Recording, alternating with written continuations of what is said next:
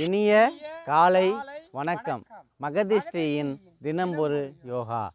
மகதிஷ்டியில் தினம்பொரு யோகாவில் உங்களுக்கு தினமும் ஒரு வீடியோ, அதாவது ஆசனங்கள் செய்து என்ன ஆசனம் செய்கிறோம் என்பதை வீடியோவாக உங்களுக்கு தினமும் வந்து கொண்டிருக்கிறது.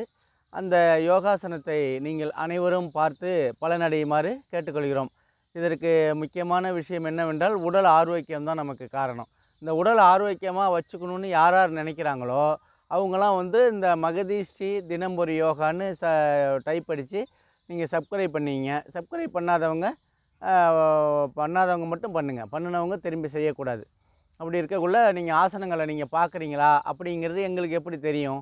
அதனால் நீங்கள் என்ன செய்யணுன்னா, ஆசனங்களை ஒரு 5 நிமிஷமோ 10 நிமிஷமோ பார்த்தீங்கன்னா நீங்கள் கமெண்ட் பண்ணுங்கள். லைக்கு யார் வேணாலும் கொடுக்கலாம், அதனால் நமக்கு தெரியாது. அதனால் நீங்கள் கமெண்டில் வந்து உங்களோட ஐடி வந்துடும் இல்லையா, அதை பார்த்து எங்களுக்கு ஒரு சந்தோஷமாக இருக்கும். சரி, இவங்க பார்த்துருக்காங்க, இவங்க கமெண்ட் பண்ணுறாங்க அப்படின்ட்டுன்னு. நீங்கள் ஒன்றும் உள்ள ஆப்ஷனில் போய் நீங்கள் தமிழில் இருந்தாலும் சரி, இங்கிலீஷில் டைப் படித்தாலும் ஏதாச்சும் ஒரு வார்த்தை போடுங்க. சூப்பரு, இல்லை வந்து நல்லா இருக்குது, இல்லை இன்னும் நல்லா செய்யலாம் அப்படின்னு ஏதாச்சும் ஒன்று சொன்னீங்கன்னா நம்மளுக்கு அதுக்கு தகுந்தாப்புல உங்களுக்கு நம்ம வந்து திருத்திக் கொள்வோம். நம்ம வந்து இந்த ஆசனம் வந்து தாளாசனம் அப்படின்னு, தாடாசனம் இல்லை தாளாசனம். இந்த தாளாசனம் வந்து செய்யறதுனால வந்து ஒரு 15லேருந்து 20 பலன்கள் கிடைக்க போகுது. ஏன் அப்படின்னு சொன்னீங்கன்னா, பார்க்குறதுக்கு சாதாரணமாக தான் தெரியும், கையை உயர்த்தி நின்ன நிலையில் இப்போ இருக்கிற மாதிரி தான் தெரியும். ஆனால் இந்த கொஞ்சம் நீங்கள் கவனமாக பார்த்தீங்கன்னா அது தெரியும். அது வந்து உங்களுக்கே என்ன செய்யணுன்னா, காலில் நடுக்கம் ஏற்படும், சமயத்தில் பேலன்ஸே இருக்காது, தடுமாறும். இந்த மாதிரி உங்களுக்கு வந்து அந்த ஆசனங்கள் வந்து ரொம்ப இதாக இருக்கும். நீங்கள் வந்து என்ன செய்யணுன்னா, இந்த ஆசனத்தை பார்த்து பலனடையணும். இது யார் வேணாலும் செய்யலாம், சிறியவர் பெரியவர்கள் அப்படிலாம் கணக்கு கிடையாது. அனைவரும் செய்யக்கூடிய மிக சிறந்த ஆசனமாகும். இந்த ஆசனங்களை வந்து நம்ம எப்போதும் போல் நம்ம 2 பாகங்களாக நம்ம பிரிக்கிறோம். நம்ம 2 பாகங்களாக பிரிக்கக்குள்ளே பார்த்தீங்கன்னா நமக்கு அந்த பலன்கள் வந்து, அதாவது செய்யக்கூடிய ஆசனத்தை பலன் நமக்கு நல்லா கிடைக்கும். அப்படி கிடைக்கக்குள்ளேயே உங்களுக்கு உடல் ஆரோக்கியமாக பெறும். புரியுதுங்களா? அதனால தான் நம்ம சொல்கிறோம், நீங்கள் எப்படியாச்சும் இந்த ஆசனங்கள் செய்யறதுக்கு முயற்சி பண்ணுங்கள். எங்களுக்காக நீங்கள் செய்ய வேண்டாம், நீங்கள் வந்து முயற்சி பண்ணி உங்களுடைய ஆரோக்கியத்துக்கு நீங்களே வந்து ஏற்படுத்திக்கணும் அப்படிங்கிறது தான் எங்களோட வேண்டுகோள். சாப்பிட்றதுக்கு எப்படி, சாப்பிடாததுக்கு முன்னாடி செய்யணுமா அப்படின்னு கேட்குறாங்க. சாப்பிடாததுக்கு முன்னாடி தான் நம்ம செஞ்சாகணும். ஏன் அப்படி செய்கிறோம்னா, நம்ம வந்து வளையும் தன்மை ஏற்படுத்தக்கூடியது. இது உள் உறுப்புகளுக்கு மட்டும் செய்யக்கூடிய ஆசனங்கள் என்பதால், யோகாசனம் என்பதே உள் உறுப்புகளுக்கு நம்ம செய்யக்கூடிய ஆசனம். இந்த உள் உறுப்புக்கு செய்யறதுனால பார்த்தீங்கன்னா, சாப்பிட்டீங்கன்னு வச்சிங்களேன், உங்களுக்கு வந்து வளையும் தன்மை ஏற்படாது, நீங்கள் வந்து செய்ய முடியாது. இப்போ வந்து நல்லா குனியணுன்னா குனிய முடியுமா சொல்லுங்கள்? அதனால் வயிறு நிரம்பாமல் வெறும் வயிற்றில் நீங்கள் செய்யுங்க. அதுக்கு தகுந்தாப்புல நீங்கள் வந்து ஆரோக்கியம் பெறுவீங்க. அதனால தான் நம்ம இப்போ சொல்லிகிட்டு இருக்கிறோம். நம்ம 2 பாகங்களாக பிரிச்சுக்குவோம். எண்ணிக்கையில் வந்து உங்களுக்கு தகுந்தால் போல் 15 20 எடுத்துங்க. நேரத்துக்கு தகுந்தாப்புல நாங்கள் வீடியோவுக்கு நேரம் வந்து ஒரு 10 15 தான் சொல்லுவோம். ஆனால் நீங்கள் ஒரு 25 30 வரைக்கும் நீங்கள் நிற்கலாம். அது தடுமாறம் ஆறுச்சுன்னா உடனே நீங்கள் நிப்பாட்டிக்கிங்க. அதுதான் நம்ம சொல்ல வரோம். இப்போ நம்ம சர்க்கரையை பற்றி நம்ம சொல்லிகிட்டு இருக்கோம் பார்த்தீங்களா? இந்த சர்க்கரையை வந்து எப்படி நம்ம கட்டுப்படுத்தணும் அப்படிங்கிறது தான் நமக்கு முக்கியமான விஷயம். சர்க்கரை எப்படி வருதுங்கிறத நம்ம சொல்லிட்டோம். அதே போல் சர்க்கரையை வந்து கட்டுப்படுத்துறதுக்கு என்ன வழி அப்படின்னு பார்த்தீங்கன்னா, உணவு தான். இந்த உணவை வந்து நம்ம என்ன செய்யணும்னா, இப்போ நீங்கள் வந்து பசிச்சா தான் நீங்கள் சாப்பிடணும். இப்போ வந்து நம்ம டைமுக்கு நான் 8 மணிக்கு சாப்பிட்ணும், 12 மணிக்கெலாம் சாப்பிட்ணும், 6 மணிக்கெலாம் சாப்பிட்ணும் அப்படிங்கிறதெல்லாம் ஒன்றுமே கிடையாது. அந்த காலத்துலலாம் பார்த்தீங்கன்னா சாப்பிடாமலே வந்து இந்த காற்றை சுவாசம் பண்ணியே இது பண்ணுவாங்க, யோக நிலையில் இருந்திருக்கிறாங்க. அது மாதிரிலாம் நம்ம இருக்க சொல்லலை. நம்ம வந்து பசிக்குது, இப்போ நம்ம போயிட்டே இருக்கோம், இப்போ ஒரு 6 மணி நேரம் கழித்து கூட நீங்கள் பசிக்கலைன்னா சாப்பிட வேண்டாம். அதனால் உங்களுக்கு களைப்புலாம் ஏற்படாது. ஏன்னு கேளுங்க, நீங்கள் ஏற்கனவே நீங்கள் சாப்பிட்ட சாப்பாடு உங்களுக்கு வந்து அந்த உறுப்புகள்லாம் வந்து மிஷின் அரைக்காமல் தம்மாகி நின்று இருக்கும். இப்போ ஏன்னா நீங்கள் அளவுக்கு அதிகமாக சாப்பிட்ருப்பீங்க. அதனால் என்ன பண்ணணுன்னா, ஒரு தேவையான அளவு தான் நமக்கு வந்து அரைக்க முடியும். அதை அரைக்கிறதுக்கான நேரத்தையும் நம்ம ஒதுக்கிறதில்ல. இப்போ சாப்பிட்றோம்னு வச்சுங்களேன், உடனே பின்னாடியே ஒரு டீ குடிப்பீங்க. இப்போ சாப்பிட்றதே உங்களுக்கு அளவுக்கு அதிகமாக சாப்பிட்றோம், அதுலேயும் வந்து டீ காஃபி குடித்தோம்னா உடனே வயிறுலாம் ஃபுல்லாக நிரம்பி தான் இருக்கும். அப்போ நம்ம வந்து அந்த செரிமான சக்திக்கு வந்து எப்படி கொண்டுட்டு போவோம்? தம்மாகி நிற்கும். லோடு அதிகமாக கொடுத்தோம்னா, நம்மளால் ஒரு 50 கிலோ மூட்டையை தூக்கலாம், ஒரு 200 கிலோ மூட்டையை போய் தூக்கலான்னா எப்படி முடியும் சொல்லுங்கள்? அதே மாதிரி தான் நீங்கள் உடலுக்கு வந்து நீங்கள் ஆரோக்கியமாக இருக்கணுன்னா கொஞ்சமாக சாப்பிடுங்க. அதை சீக்கிரமாக அரைச்சிடும். அரைச்சோன்னே உங்களுக்கு மறுபடியும் பசிக்க ஆரம்பிக்கும். அப்போ நீங்கள் சாப்பிடுங்க, தப்பு இல்லை. அதை பிரித்து தான் சாப்பிட சொல்கிறோம். சர்க்கரையை பொறுத்த வரைக்கும் நீங்கள் வந்து பிரித்து சாப்பிட்டீங்கன்னா எந்த நோயாக இருந்தாலும் நம்ம கிட்டக்க வராது. இவன் என்னடா அவன் நம்ம சொல்கிறதே கேட்க மாட்றான், 10 இட்லி சாப்பிட்டா தானே இவன் உடம்புக்குள்ளே அந்த சர்க்கரையை வந்து உள்ளார போகலாம் அப்படின்னு அது நினைக்கும். நம்ம தான் வந்து அதை நினைக்கிறோமே, உன்னை விட நான் புத்திசாலின்ட்டுன்னு நம்ம 2 இட்லி 3 இட்லி சாப்பிட்டுட்டு அதுக்கப்புறம் இடைவெளி இது செரிமானம் ஆனோன்னா மறுபடியும் நம்ம அந்த 2 இட்லி நம்ம அந்த ஈவனாக நம்ம சாப்பிட்டுறோம். 7 இட்லி 6 இட்லி நம்ம சாப்பிட்றோம்னா நம்ம பிரித்து தான் சாப்பிட சொல்கிறோம். பசியை உண்டு பண்ணணும், தூண்டக்கூடணும். அதனால் வந்து உங்களுக்கு உடல் ஆரோக்கியமாக இருக்குமே தவிர வேறு வித மயக்கமோ இயக்கமோ அதெல்லாம் எதுவுமே வராது. இப்போ சர்க்கரையை வந்து எப்படி குறைக்கணும்? வேப்பம்பூ இருக்குது பார்த்தீங்களா, அதை வந்து துவையலை அரைச்சி சாப்பிட்லாம். கசப்பாக தான் இருக்கும். நீங்கள் வந்து துவையலை அரைச்சி அதில் வந்து இஞ்சி அந்தமாரி நமக்கு உடலுக்கு செரிமான சக்திக்கு என்னென்ன சேர்க்கணுமோ அதை மட்டும் சேர்த்துக்குங்க. சேர்த்துக்கிட்டு நீங்கள் வந்து அந்த இதை சாப்பிட்ணும். வாய்க்கு சுவையாக இருக்கணும்னா அதில் கொஞ்சம் இஞ்சி சர்க்கரையை கொஞ்சம் கூட சேர்த்துக்கலாம், தப்பு இல்லை. அதே போல் துவையலை அரைச்சி சாப்பிட்டிங்கன்னா அந்த காரக்குழம்பு கூட வைப்பாங்க. வேப்பம்பூவில் வந்து காரக்குழம்பு வைப்பாங்க. அது என்னென்ன செய்யணும்னு பார்த்தீங்கன்னா, பித்தம் இருக்குது பார்த்தீங்களா, பித்தத்தை வந்து போக்கக்கூடியதாகும். அதே போல் வயிற்றில் உள்ள பூச்சிகள் இருக்குது பாருங்கள், அதை வந்து சாகடிக்கக்கூடியதாகும். அதே போல் சர்க்கரையோட அளவை குறைக்கக்கூடியதாகும். இப்படி வந்து வேப்பம்பூவில் வந்து நமக்கு அவ்வளோ மகிமை இருக்குது. நீங்கள் வந்து அலட்சியமாக அதை நினைக்கக்கூடாது. ஏன்னா சுத்தம் பண்ணிவிட்டு அந்த வேப்பம்பூவை ரசம், சார் சொன்னாப்புல ரசம் வச்சு சாப்பிட்லாம், துவையல் அரைச்சி சாப்பிட்லாம், இல்லை காரக்குழம்பு வச்சு சாப்பிட்லாம். இதை வந்து நீங்கள் செஞ்சீங்கன்னா என்னென்ன வந்து அதை வந்து பலன் பார்த்தீங்கன்னா, பித்தத்தை குறைக்கும், வயிற்றில் உள்ள பூச்சிகள்லாம் வந்து சாவடிச்சிடும், சர்க்கரையோட அளவை குறைச்சிரும். இந்த வேப்பம்பூவுக்கு அவ்வளோ ஒரு மகிமை தன்மை உடையதாகும். அதே போல் இந்த தண்டுக்கீரைன்னு சொல்கிறோம் பார்த்தீங்களா, நீட்டாக இருக்கும், அவ்வளோ நீட்டு. அந்த தண்டுக்கீரையை வந்து என்ன செய்யணும், நாள் வந்து அந்த கீரையை எடுத்துங்க, கீரையை எடுத்து கடைசல் பண்ணி நீங்கள் சாப்பிட்டுக்கிட்டே வந்தீங்கன்னா உங்களுக்கு அதில் சாம்பாரும் வைக்கலாம். அதாவது அந்த மறுநாள் வந்து அந்த தண்டை வந்து சாம்பார் வச்சிங்க, இல்லை காரக்குழம்பும் வச்சுக்கலாம். வச்சுட்டிங்கன்னா உங்களுக்கு வந்து அதற்கான பலன்கள் நமக்கு கிடைக்கப்பெறும். அதே போல் அகத்திக்கீரை என்ன பண்ணுவாங்கன்னா, அதிகமாக உங்களுக்கு வந்து தண்ணி சாறு மாரி வைப்பாங்க. அதில் வந்து என்னென்ன போடுவாங்க, சின்ன வெங்காயம், பூண்டு இதெல்லாம் போட்டோம்னா, மல்லித்தழைலாம் போட்டோம்னா உங்களுக்கு வந்து ஆரோக்கியமாக இருக்கும். என்னென்ன அது செய்யும் அப்படின்னு பார்த்தீங்கன்னா, அதுவும் பூச்சியெல்லாம் அழிக்கக்கூடியதாகும். அதே போல் சர்க்கரை அளவையும் நமக்கு குறைக்கக்கூடியதாகும். இந்த ரத்த அழுத்தம்னு சொல்கிறோம் பார்த்தீங்களா, ப்ளட் ப்ரெஷரு, அதை வந்து என்ன செய்யணும்னா சமநிலைக்கு கொண்டு வரும். சமநிலைக்கு கொண்டு வரத்தோடு இல்லாமல் செரிமான சக்தியும் நம்ம வந்து அந்த அகத்திக்கீரை நமக்கு வந்து கொடுக்குது. இவ்வளோ விஷயம் இந்த அகத்திக்கீரையால் நமக்கு கிடைக்கிது. விலையும் அதிகமாக இல்லை, ஒரு 10 ரூபாய் தான் இருக்கும் ஒரு கட்டு. அதை வாங்கி சுத்தமாக பூச்சி கீச்சி இல்லாமல் சுத்தம் பண்ணி அதை நீங்கள் வந்து பயன்படுத்தினீங்கன்னா உங்களுக்கு வந்து அந்த செரிமான சக்தி, வயிற்றில் உள்ள பூச்சிகள் இதெல்லாம் குறையும். நீங்கள் சின்ன வெங்காயம், பூண்டு இதெல்லாம் வந்து அதிகமாக நீங்கள் வச்சுருக்கணும். அதே போல் இந்த வயிற்றில் உள்ள புண்கள்லாம் ஆற்றக்கூடியதாகும். என்ன, வயிற்றில் உள்ள புண்களை ஆற்றக்கூடியதாகவும் இந்த அகத்திக்கீரைக்கும். இந்த அகத்திக்கீரையை தான் உங்கள்கிட்ட இப்போ காட்டிக்கிட்டு இருக்காப்புல ஆசிரியர் அவர்கள். இப்போ உங்களுக்கு வந்து அந்த வீடியோவில் பாருங்கள். அகத்திக்கீரை எல்லாருக்குமே தெரியும். அந்த மாட்டுக்கு வந்து பார்த்திங்கன்னா அந்த பூச்சிலாம் இருந்ததுன்னா அந்த அகத்திக்கீரையை கொடுப்பாங்க. அதே போல் அவ்வளோ பெரிய மாட்டுக்கே வந்து அந்த அகத்திக்கீரை பூச்சிகளுக்கு வந்து கொல்லக்கூடிய விஷயமாகும். அதை மனிதர்களில் அந்த உறுப்புகள்லாம் வந்து ரொம்ப சின்ன விஷயமா இருக்கும். அதை வந்து நீங்கள் என்ன செய்யணுன்னா, அந்த பூச்சியை வந்து அழிக்கக்கூடியதாகும் இந்த அகத்திக்கீரை. வயிற்றில் உள்ள புண்ணியை ஆற்றி வாயில், அது மாதிரி சில பேருக்கு வாயில் புண்ணு வரும். அவங்களும் வந்து அந்த அகத்திக்கீரையை நீங்கள் சாப்பிட்டுக்கிட்டே வந்தீங்கன்னா உங்களுக்கு வந்து அந்த மாதவிடாயில் வந்து சில பேருக்கு சில பிரச்சனைகள்லாம் இருக்கும். அவங்களுக்கு வந்து இந்த அகத்திக்கீரையை நீங்கள் வந்து சாப்பிட்டுக்கிட்டே வாங்க. அதேமாரி அந்த ஆண்மைத்தன்மை குறைவாக இருக்கிறவங்களும் இந்த அகத்திக்கீரையை சாப்பிட்டிங்கன்னா உங்களுக்கு அந்த ஆண்மைத்தன்மை அதிகமாக இருக்கும்.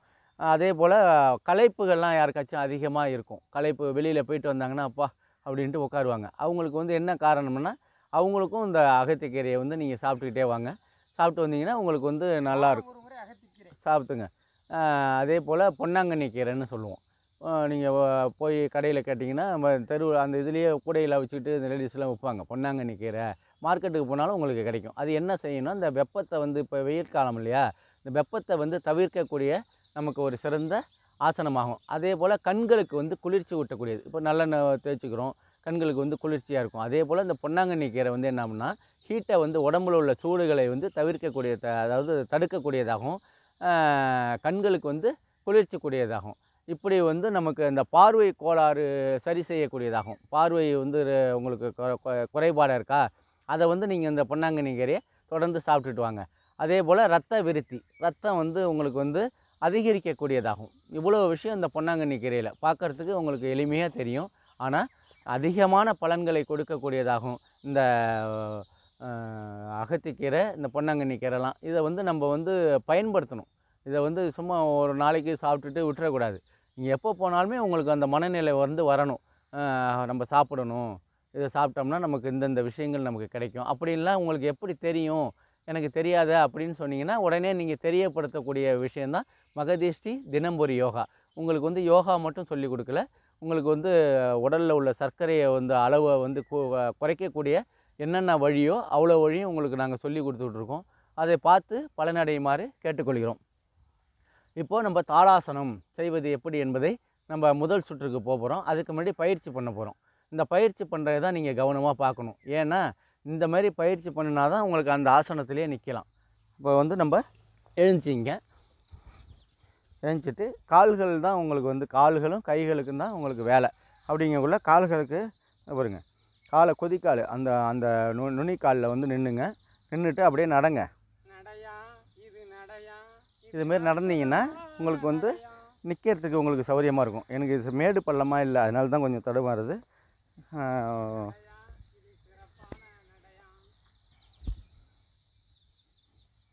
நல்லா எவ்வளோ தூரம் நீங்கள் வந்து நிற்க முடியுமோ அந்த அளவுக்கு அப்படி அவ்வளோ தூரம் அப்படியே நில்லுங்க.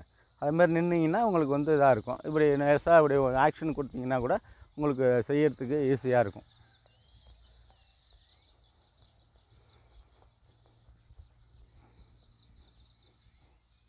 இப்போ கைகளை வந்து ஒரு நேர்கோட்டில் வச்சிங்க. இப்படி நேர்கோட்டில் வச்சுக்கிட்டு அப்படியே ஒரு 10 செகண்டு இல்லை ஏதோ ஒரு எண்ணிக்கையில் 1 2 3 4 5 6 7 8 9 10 அதே போல் காதை ஒட்டி அந்த கையை அப்படியே சமநிலையில் தான் நிற்கிறீங்க.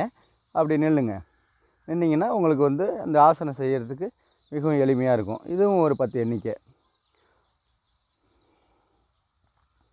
அதே போல் பக்கவாட்டத்தில் வாங்க. எதுவாக இருந்தாலும் நேர்த்தியாக இருக்கணும். உடலை நேராக வச்சிங்க.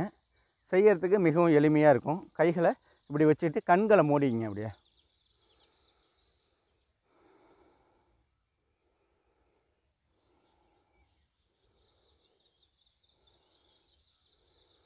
இப்போ நம்ம சாதாரண நிலையில் இருந்துட்டோம். இப்போ செய்யக்கூடிய ஆசனம் செய்யறதுக்கு நம்ம மனநிலையை நம்ம தேர்ந்தெடுத்துட்டோம். இப்போ வந்து என்ன செய்யணும்னா எல்லாருமே செய்யலாம். நீங்கள் பாருங்கள். கால்களை வந்து நல்லா உயர்த்திங்க. பொறுமையாக அப்படியே கையை உயர்க்க தூக்கிங்க. தூக்கி வச்சிங்க. எண்ணிக்கை 1 2 3 5 6 7 8 9 10 11 12 13 14 15. நன்றி. பொறுமையாக அதே மாதிரியே நம்ம நிலைக்கு வாங்க. இப்போ நம்ம வந்து என்ன செஞ்சோம், காலை உயர்த்தணும். இப்போ மூச்சு சுவாசம் பண்ணிங்க. கொஞ்சம் உங்களுக்கு டைப்பாக இருக்கும்.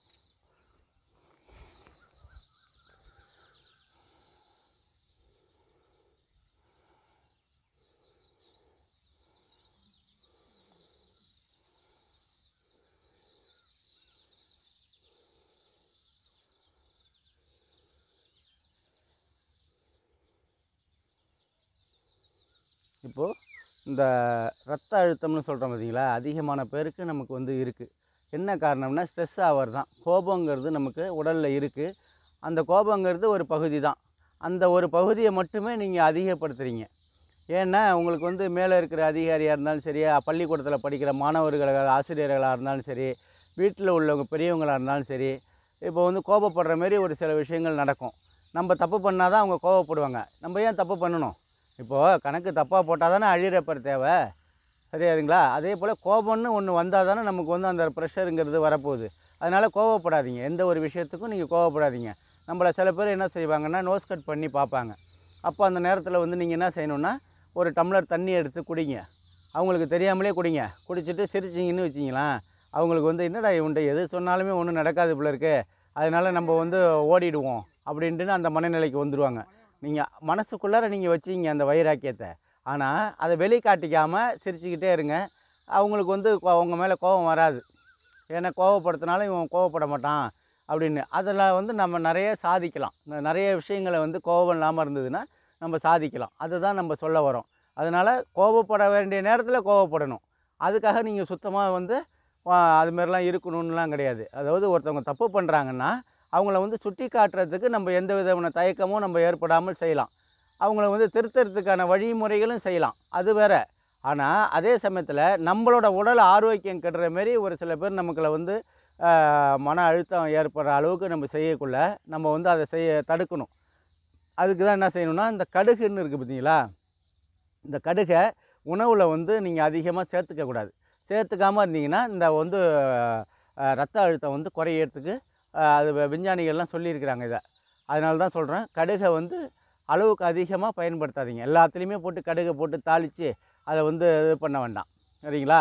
ப்ளட் ப்ரெஷர் இருக்கிறவங்க மட்டும் நான் சொல்கிறேன். கடுகில் வந்து நிறைய விஷயங்கள் நன்மைகள் இருக்குது. ஆனால் ப்ரெஷர் உள்ளவங்க வந்து இதை வந்து குறைச்சிக்க சொல்லியிருக்கிறாங்க. குறைச்சிக்கன்னா போடாமல் கூட இருந்துக்கலாம். ஒரு சட்னியை தாளித்து தான் சாப்பிட்ணுங்கிறது இல்லை. கெட்டி சட்னியை கூட சாப்பிட்லாம், இல்லை கரைச்சி கூட சாப்பிட்லாம். இது சாப்பிட்டா தான் அப்படின்னு இல்லை. ஆனால் கருவேப்பிலை கொத்தமல்லியை நீங்கள் நான் சொன்னாப்புல தினைக்கும் மறக்காதீங்க. அதை நீங்கள் சாப்பிட்டுக்கிட்டு வாங்க.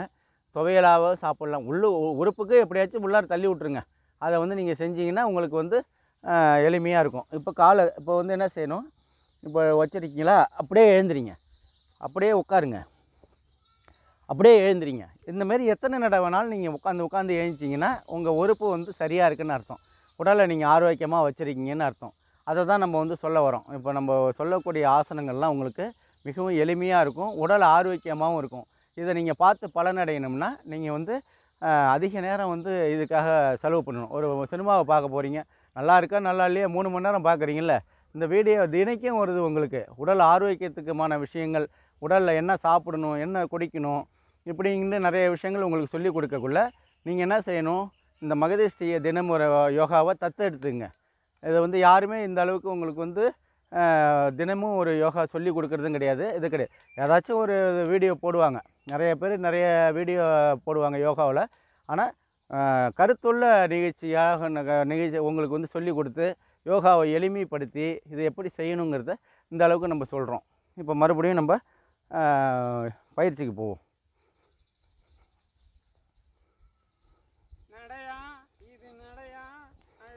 அப்படியே ரிவர்ஸ் வாங்க.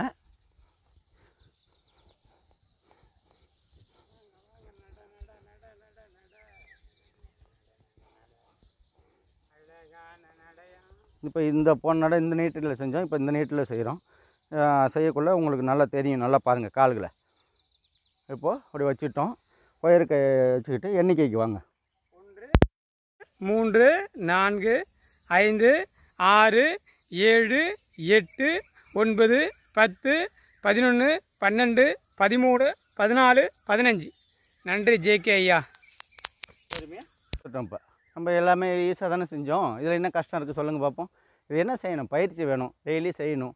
செஞ்சிங்கன்னா உங்களுக்கு வந்து இருக்கும், இந்த உறுப்புகளுக்கெல்லாம் அனைத்து உறுப்புகளையும் தூண்டக்கூடியதாகும். இப்போ இந்த அக்கு பஞ்சர்னு சொல்லுவாங்க பார்த்தீங்களா, ஒரு இடத்துல கையை வைப்பாங்க, அது பார்த்திங்கன்னா அது வந்து தூண்டக்கூடியது. அதே போல் இப்போ நம்ம செய்யக்கூடிய விஷயமும் தூண்டக்கூடிய விஷயமாகும்.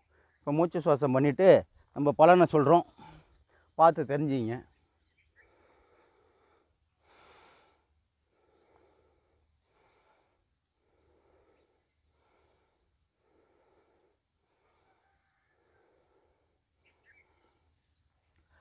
இந்த தாளாசனம்னு பேர், இந்த ஆசனம் பேர். இதுலேயே தாடாசனம்னு ஒன்று இருக்குது, அது நம்ம செஞ்சிட்டோம்னு நினைக்கிறேன். தாளாசனம் இன்றைக்கி செஞ்சது தாளாசனம். இப்போ இது என்னென்ன செய்யும் அப்படின்னு பார்த்தீங்கன்னா, கால் வலி யாருக்காச்சும் அதிகமாக இருந்ததுன்னா இதை நீங்கள் செஞ்சுட்டு வாங்க. நரம்பு சுருட்டல் உள்ளவங்க இதை செஞ்சுக்கிட்டு வாங்க. உடலில் வந்து வலி ஏற்படும், அவங்க வந்து இதை செஞ்சுட்டு வாங்க. சமயத்தில் என்ன செஞ்சோம் அப்படிங்கிறது தெரியாமலே உனக்கு சிந்தனைகள்லாம் அதிகமாக யோசிக்கிறோம் பார்த்தீங்களா, அப்போ வந்து பார்த்திங்கன்னா நம்மளோட நினைவாற்றல் வந்து குறையும். அப்போ அந்த நினைவாற்றலை அதிகரிக்கிறதுக்கு என்ன செய்யணும் அப்படின்னு பார்த்தீங்கன்னா, ஒரு 10 ஆசனம் இருக்குது. அந்த ஆசனத்தில் இந்த தாளாசனமும் அதில் சேர்ந்து வருது உங்களுக்கு. அதே போல் உயர் ரத்த அழுத்தம், ப்ரெஷர்னு சொல்கிறோம் இல்லைங்களா, அவங்களுக்கும் இந்த ஆசனம். கல்லீரல் கணையம், இந்த வயிற்றில் உள்ள பிரச்சனைகள், வயிற்றில் வந்து நிறையா பிரச்சனைகள் ஏற்படும், வயிற்று வலி வரும், அது உள்ளார பார்த்திங்கன்னா ஸ்டோனு, இந்தமாரி பிரச்சனைகள்லாம் இருக்கும். கல்லீரல் கணையம் வந்து சில பேருக்கு வேலை செய்யாது, அதே மாதிரிலாம் இருக்கும். அவங்களாம் வந்து பார்த்திங்கன்னா என்ன காரணம்னா, சில பேர் அதிகமாக குடிச்சிட்டு இருப்பாங்க, அவங்களுக்கெல்லாம் வந்து அந்த வந்துடும். வரக்குள்ள மஞ்சள் காமாலை இதுமாரி நோயெல்லாம் நிறைய வந்து ஏற்படுத்திடும். மஞ்சள் காமாலைங்கிறது கடைசி ஸ்டேஜ். அது அதாவது ஒரு உறுப்பாக பாதிச்சுக்கிட்டே வரும். கடைசியாக வந்து பார்த்திங்கன்னா மஞ்சள் காமாலை வரும். இந்த மஞ்சள் காமாலை வந்து அலட்சியமாக நினைக்காதீங்க. அதை வந்து நம்ம தவிர்க்கிறதுக்கு என்ன வழியோ அதை தான் பார்க்கணும். இப்போ இந்த மஞ்சள் காமாலை வந்துச்சு, இல்லை வந்து கல்லீரல் கணையத்தில் வந்து பாதிப்பு ஏற்படும் அப்படின்னு சொன்னால் நீங்கள் வந்து குடிக்கிறத நிப்பாட்டிக்கணும். அதை வந்து நீங்கள் அந்த மனநிலையை மாற்றிக்கணும். சில பேரால் தடுத்து இருக்கவே முடியாது. அப்படிங்கக்குள்ள அவங்க வந்து நிப்பாட்டி அவங்க உடல் ஆரோக்கியத்தை பேணி காத்துக்கிட்டாங்கன்னா உங்களுக்கு மறுபடியும் அந்த இதில் வேலை செய்ய ஆரம்பிச்சிடும். புரியுதுங்களா? இதுக்கு வந்து சொல்யூஷன் உண்டு. நம்ம ஆனால் நீங்கள் வந்து மனநிலையை மாற்றிக்கணும். மாற்றிக்கிட்டு நீங்கள் உயிர் பயம் ஏற்படணும். அப்போ தான் வந்து உங்களுக்கு அந்த இது வரும். ரத்த விருத்தியை வந்து இது அதிகரிக்கக்கூடும். இப்போ கை காலில் வந்து குடைச்சல்லாம் இருக்கும் அதிகமாக. அவங்களுக்கெல்லாம் வந்து இதை டெய்லி செஞ்சுக்கிட்டே வாங்க. செஞ்சுட்டே வந்தீங்கன்னா அந்த சிறுநீரகத்தில் உள்ள அனைத்து பிரச்சனைகளையும் தீர்க்கக்கூடியதாகவும், இந்த பித்தம், வாதம், கபம்னு சொல்கிறோம் பார்த்தீங்களா, இதுக்கெல்லாம் வந்து ஒரு சிறந்த ஆசனமாகும். அதே போல் புத்துணர்ச்சி ஏற்படும். மெயினாக இப்போது முகம் வந்து பார்த்திங்கன்னா நல்லா பளபளப்பாக ஏற்படுத்தக்கூடியதாகும். அந்த கால் முதல் தலை வரை உள்ள நரம்பு பிரச்சனைகள் அனைத்தையும் தீர்க்கக்கூடிய மிக சிறந்த ஆசனம் இந்த தாளாசனம். அதனால் இந்த தாளாசனத்தை நீங்கள் வந்து என்ன செய்யணுன்னா டெய்லி செஞ்சுட்டு வாங்க. செஞ்சுட்டு நீங்கள் வந்து மூச்சு சுவாசம் பண்ணி இதை நீங்கள் செஞ்சுக்கிட்டே வந்தீங்கன்னா உங்களுக்கு வந்து மிகச்சிறந்த ஒரு உடல் ஆரோக்கியத்திற்கான வழிவகை செய்யப்படும். அதனால் மகதிஷ்டி தினம் ஒரு யோகாவை பார்த்து பலனடையுங்கள். நாளை மீண்டும் உங்களுக்கு ஒரு சிறந்த ஆசனத்துடன். நன்றி, வணக்கம்.